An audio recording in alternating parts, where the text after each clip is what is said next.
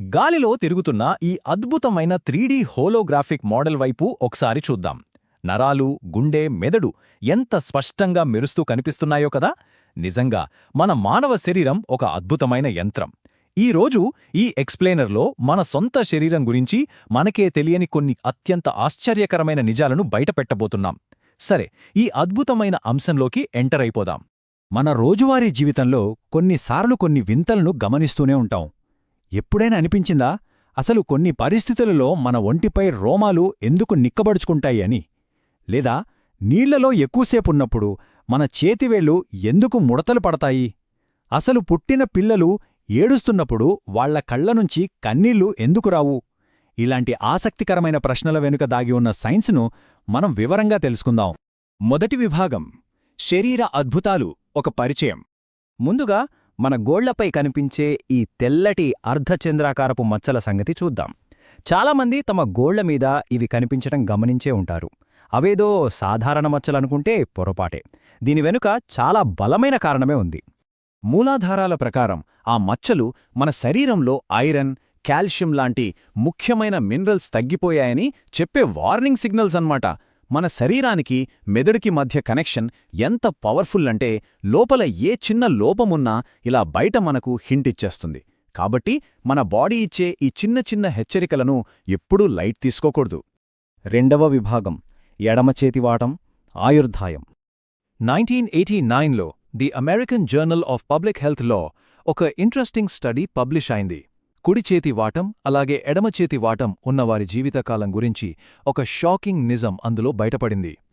ఆ రీసెర్చ్ ప్రకారం ఎడమచేతి వాటం ఉన్నవాళ్లు కుడిచేతి వాటం వారికంటే సగటున 9 నెలలు తక్కువగా జీవిస్తారట. దీనికి కారణం మరేదో కాదు, ఈ ప్రపంచంలోని దాదాపు వస్తువులన్నీ కుడిచేతి వాటం వాళ్లకోసమే డిజైన్ చేయబడి ఉంటాయి. అందుకే ఎడమచేతి వాటం వాళ్లు రోజువారీ పనుల్లో ఇబ్బంది పడతారు, వారికి ప్రమాదాలు జరిగే ఛాన్స్ కూడా కొంచెం ఎక్కువ.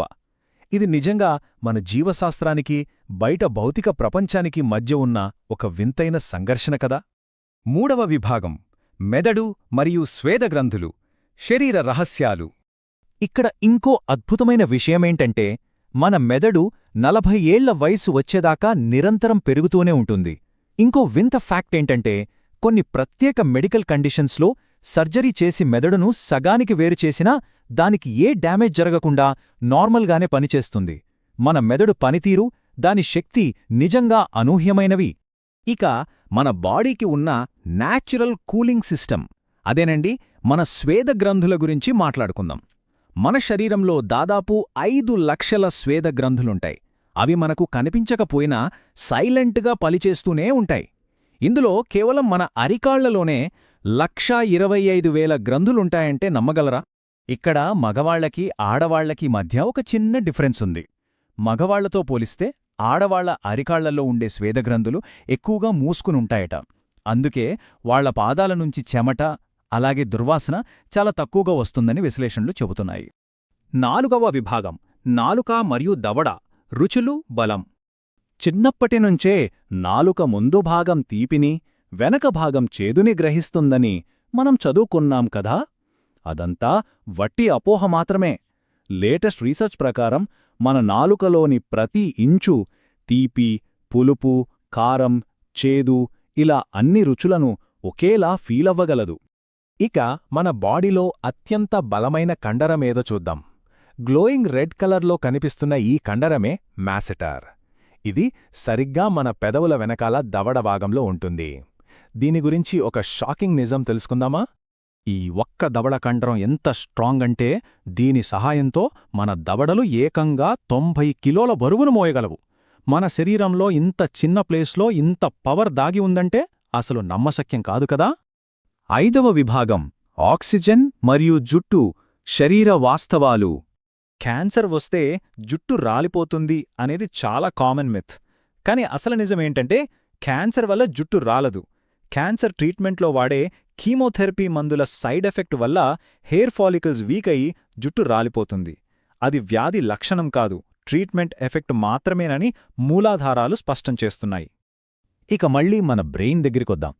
మన శరీర బరువు మొత్తంలో మెదడు బరువు కేవలం 2% మాత్రమే ఉంటుంది.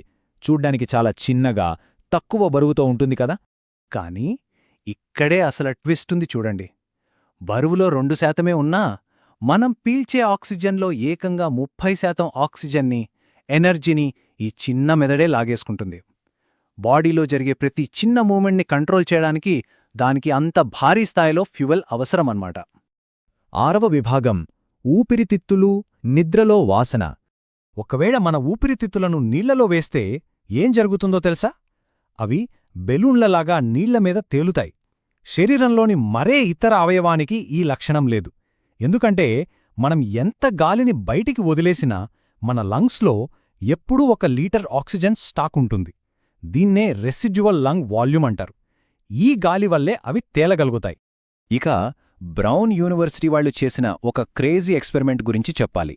మనం గాఢ నిద్రలో ఉన్నప్పుడు పెద్ద పెద్ద శబ్దాలు వినిపించినా, కళ్లమీద లైట్ పడినా వెంటనే లేచిపోతాం. కాని ఎంత ఘాటైన వాసన అంటే కుళ్ళిన గుడ్డు వాసనగాని, పర్ఫ్యూమ్ గాని మనం ముక్కు దగ్గర పెట్టినా మనకు మెలకువ రాదు.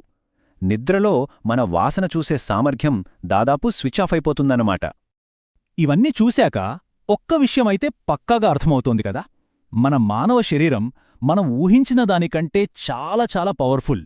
నీళ్లమీద తేలే లంగ్స్, 90 కిలోలు మోయగలిగే దవడ, 40 ఏళ్ల దాకా పెరిగే మెదడు, ఇవన్నీ చూస్తుంటే మన బాడీలో ఇంకెన్ని సూపర్ పవర్స్, ఇంకెన్ని సీక్రెట్స్ దాగి ఉన్నాయో అని ఆలోచిస్తేనే ఆశ్చర్యంగా ఉంది.